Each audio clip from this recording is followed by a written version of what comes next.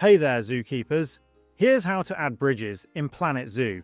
If you've built a decorative pond or an elevated area and can't seem to find a proper bridge in the Build menu, that's because bridges are actually created using the Path tool. To build one, open the Path menu on the lower right corner, above the date and time display, and start placing a path from one side of the gap toward the other.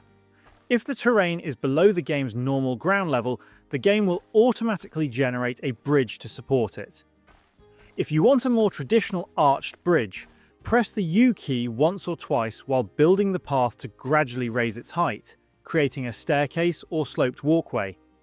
Once you've reached your desired height, press the J key until the path becomes level again. Continue placing the path across the gap, then repeat the process on the other side to create the descending section.